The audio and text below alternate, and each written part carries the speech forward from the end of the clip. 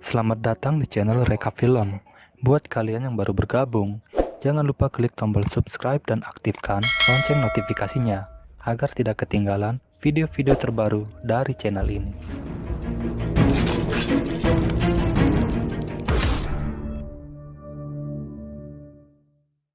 Terlihat beberapa orang pria sedang memacu kudanya dengan buru-buru.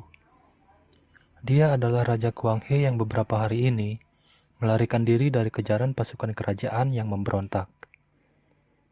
Sementara menunggu bala bantuan, mereka bersembunyi di sebuah rumah kosong. Tapi tiba-tiba, ribuan anak panah ditembakkan ke tempat persembunyiannya dan menewaskan beberapa pengawal yang setia. Taeyul yang selamat dari hujan panah, kemudian dengan gagah berani menghadapi para pemberontak sendirian.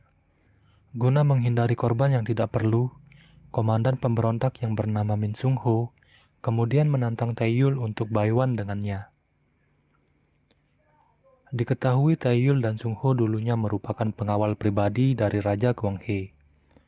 Akan tetapi karena bujuk rayu para pejabat, akhirnya Sung Ho meninggalkan Raja Kuang He dan menjadi musuhan dengan Taeyul. Sialnya dalam pertarungan ini mata Taeyul kelilipan, sehingga memberikan Sung Ho kesempatan untuk menyerangnya. Ketika Sung Ho akan menebas Taeyul, dia dihentikan oleh Raja Kuang He yang memilih untuk menyerah. 18 tahun kemudian Taeyul hidup tenang, jauh dari pemukiman bersama anak gadisnya yang bernama Taeok. Suatu hari ketika sedang berburu, penyakit Taeyul kambuh dan hampir membuatnya pingsan.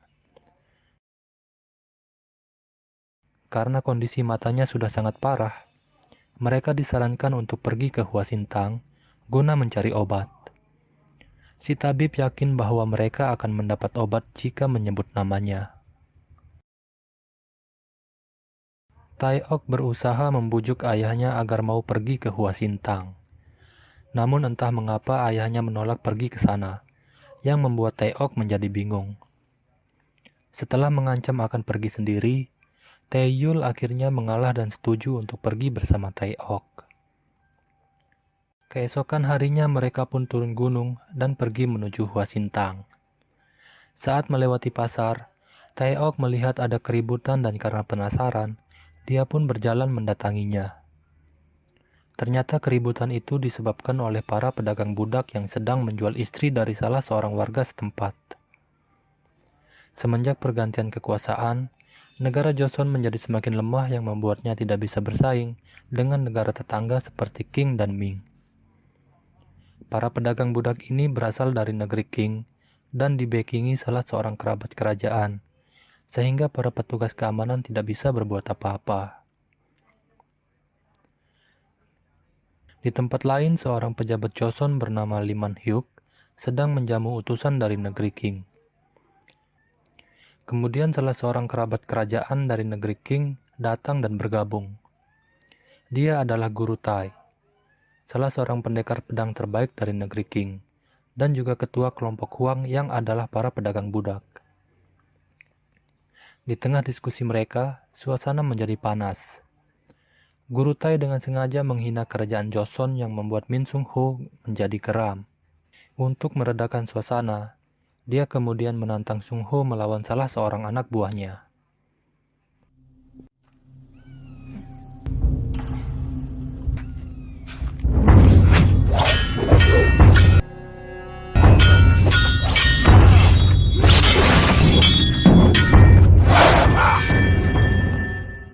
Duel dihentikan ketika pedang Sung Ho hampir menusuk leher lawannya. Guru Tai dan anak buahnya kemudian pergi meninggalkan perjamuan itu. Taeok yang telah tiba di Hua Sintang harus kecewa ketika pemilik Hua Sintang yang bernama Hwason tidak memberi obat yang dibutuhkan ayahnya. Mereka pun pergi dengan kesal karena merasa telah ditipu oleh si tabib. Guru Tai datang ke Hua Sintang untuk menawarkan bisnis perdagangan budak kepada Hwason. Namun Hwason menolaknya secara halus. Merasa omongan Guru Tai semakin lama semakin ngaco, Hwason kemudian pergi meninggalkannya. Dipanggil pejabat Lee untuk datang ke rumahnya. Pejabat Li meminta bantuan Hwason untuk dicarikan seorang anak gadis guna dijadikan anak angkat. Hwason menyanggupinya dan berpikir jika Taeok adalah calon yang tepat. Keesokan harinya Hwason mendatangi tempat Taeok menginap. Taeok terlihat kesal ketika melihat Hwason SKSD dengannya. Hwason mengatakan bisa membantu mendapatkan obat untuk ayahnya. Mereka kemudian pergi ke rumah pejabat Li. Taeyul yang baru pulang silaturahmi dari rumah teman lamanya tidak menemukan Taeok di penginapan. Setelah mengetahui bahwa Taeok pergi bersama Hwason, dia pun segera menyusulnya. Pejabat Li menyampaikan maksudnya untuk mengadopsi Taeok. Dengan iming-iming akan diberi obat yang dibutuhkan ayahnya, Taeok dengan senang hati menerima tawaran pejabat Li. Hwason dan Taeok kemudian pamit untuk pulang ke Hwasintang. Sung Ho yang baru tiba di rumah pejabat Li terlihat terpana ketika berpapasan dengan Taeok. Bukan karena Taeok cantik atau Hwason yang mirip anggota Blackpink, melainkan karena ikat rambut yang dipakai Taeok tidak asing bagi Sung Ho. Pejabat Li kemudian memberitahu Sung Ho bahwa Taeok adalah anak angkatnya. Saat tiba di Hwasintang, terjadi keributan yang disebabkan oleh anak buah guru Tai. Om-om ini menelanjangi pelayan wanita di sana dan memaksa melayani mereka. Hwason yang tidak bisa menahan amarahnya langsung menyerang bersama pengawalnya. Tapi melawan satu orang saja sudah membuat mereka tak berdaya. Taeok datang dan melempar si brewok dengan batu yang membuat pipinya terluka. Si brewok yang murka langsung menyerang Taeok, tapi tiba-tiba Taeyul muncul dan mengatakan, namanya juga anak kecil. Dia kemudian meminta maaf kepada brewok atas perbuatan anaknya. Si brewok akan memaafkan Taeok jika Taeyul minta maaf sambil berlutut. Taeyul pun menuruti kemauan si brewok, tapi si gundul di belakang brewok langsung menyerang Taeyul. Akhirnya Taeyul menunjukkan kemampuannya. Si gundul dianiaya dengan hanya tongkat kecil yang dibawanya. Mereka pun hanya bisa tersipu malu karena telah menyinggung orang yang salah. Di kejauhan, Sung Ho yang melihat kemunculan Taeyul kemungkinan sudah bisa menyimpulkan siapa sebenarnya Taeok. Di malam hari, Taeyul kemudian menceritakan kebenaran tentang Taeok yang ternyata bukanlah anaknya. Taeok adalah putri dari Raja Kwanghe yang dulu dikudeta oleh para pejabatnya yang haus akan kekuasaan.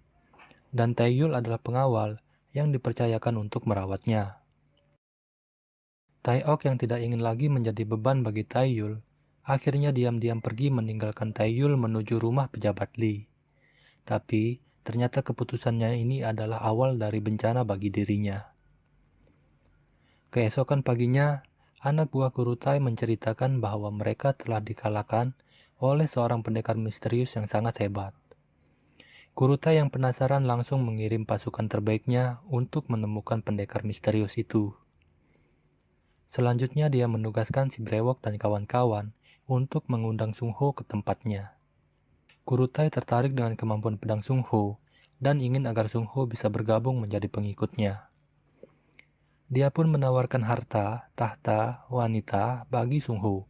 Tapi Sung Ho yang setia pada tanah air beta menolak tawaran guru Tai dan langsung pergi dari sana. Sebenarnya Sung Ho sangat kecewa dengan pemerintahan yang sekarang. Para pejabat terlalu mementingkan diri sendiri dan tidak memperdulikan rakyatnya. Lebih parah lagi, dana bansos pun mereka korupsi yang notabene-nya diperuntukkan bagi rakyat miskin dan kurang mampu. Sung Ho sangat menyesal telah membantu menggulingkan Raja Kwanghe.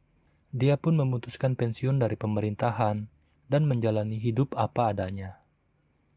Di tempat lain, Taeyul yang tidak mendapati Taeok di penginapan memutuskan untuk mencarinya. Saat melewati hutan, pasukan yang dikirim guru Tai menyergap dan menyerangnya. Taeyul yang sedang buru-buru, tanpa basa-basi langsung membantai mereka. Utusan dari negeri Qing mendatangi guru Tai dan memperlihatkan surat yang dikirim oleh pejabat Li. Guru Tai menjadi murka setelah mengetahui bahwa pejabat Li ingin dia mati. Malam harinya, Kurutai datang bersama pasukannya dan membantai orang-orang di rumah pejabat Li. Taeok pun diseret dan hampir mati di penggal Kurutai yang menyangka Taeok adalah anak pejabat Li. Di sini akhirnya diketahui maksud pejabat Li ingin mengadopsi Taeok. Ternyata dia ingin menyamarkan anak kandungnya agar selamat dari konflik dengan negara Qing. Beruntung si brewok yang mengenali Taeok menghentikan Kurutai dan mengatakan bahwa Taeok adalah putri pendekar misterius itu. Sung Ho juga datang dan meminta agar Taeok tidak dibunuh. Sebagai kompensasinya, dia akan bergabung dan menjadi pengikut Kurutai. Di Hwasintang, si gundul mengamuk dan menyiksa Hwason. Dia ingin menemukan dan membalas Taeyul yang telah mempermalukannya. Tidak lama kemudian Taeyul muncul dan langsung menghabisi si gundul tanpa perlawanan. Taeyul datang untuk mencari Taeok yang kemudian langsung diajak Hwason pergi ke rumah pejabat Li. Sampai di sana, mereka hanya menemukan barisan mayat yang berjejer rapi seperti ikan teri. Tapi, Taeok tidak ada di sana yang bisa disimpulkan bahwa saat ini Taeok masih hidup. Taeyul kemudian menanyakan tempat berkumpulnya para pendekar pedang, yang dijawab oleh Hwason, kedai arak. Taeyul pun pergi ke sana dan mengobrak-abrik tempat itu. Di sana dia mendapat informasi bahwa Taeok telah dibawa oleh para pedagang budak. Taeyul kemudian melanjutkan pencariannya ke markas para pedagang budak. Tapi, setelah melakukan pembantaian dan melepaskan para budak yang ditahan, dia tetap tidak menemukan Taeok. Beruntung ada salah seorang pedagang budak yang selamat dikarenakan ketika teman-temannya dibantai, dia sedang menunaikan hajatnya di semak-semak.